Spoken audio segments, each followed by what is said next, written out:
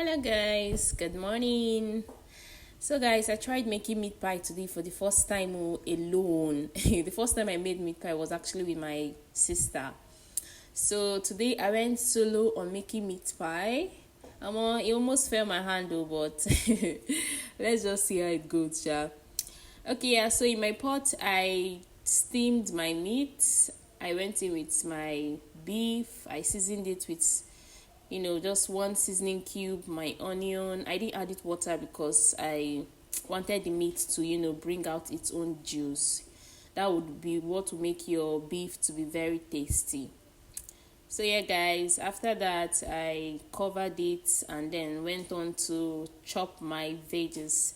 So for this filling I use just my irish and my carrots, but you can feel free to add your bell pepper if you choose to, but I don't want that. I just want to keep it very simple. So yes, we chopped it into smaller shapes. So guys, making this meat pie wasn't easy because I'm really trying, but now, as a stay-home mom who has 3 kids, I have to keep spicing things up because kids like their mouth moving all the time, so you just keep thinking of new ways. You keep thinking of new things to make all the time. So since I don't have a meat grinder, I decided to go the traditional way. I decided to use my mortar and pestle. So I added my fresh pepper as well. Pounding this was not easy, but I think it was worth it actually. It actually gave me what I was looking for, but pounding it's kind of hard. I will still prefer the meat grinder if I have.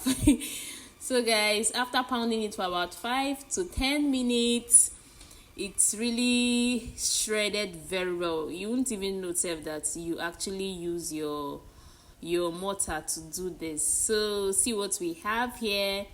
It's looking all good, though most of them were still gummed together, so I had to use my hand to shred it very, very well. So guys, at this point I was just about to fry everything together. So I went in with my onion and then I allowed that to saute for a little while before going in with my chopped veggies. So we all know that irish and carrot takes time to get done, so we'll be adding this thing water. That's after we add our shredded beef. So guys, we just stir, mix just to incorporate everything together. So after about say a minute or two, I went in with some water to loosen everything up and so as the irish and carrots can soften. Who wants to eat meat pie with hard irish and carrot? So guys, I actually seasoned this as well. I went in with my thyme, I went in with my curry powder, I also went in with one seasoning cube. So you all remember the beef stock?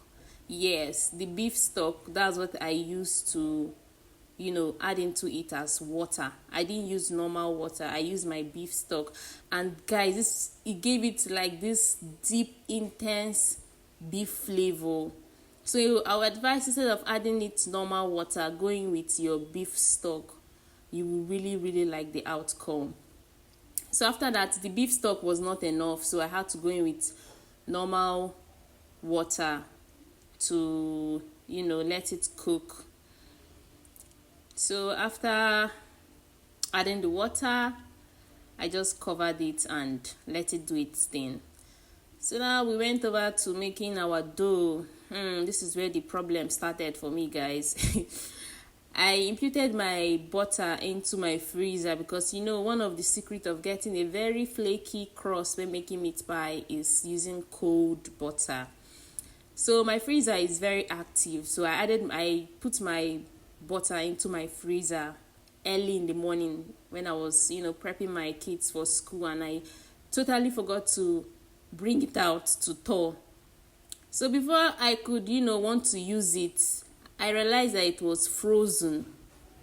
And I could not defrost it because for me to do that, the butter will get hot. And I don't want it to get hot. So the only option I had was to use my grater to grate it. And this was a lot of work. So on the other hand, I just took out my filling, and I had to, separate it a little so it can get cool faster, and I popped that in my freezer. So this is me just trying to mix the butter and the flour together. So I used 5 cups of flour.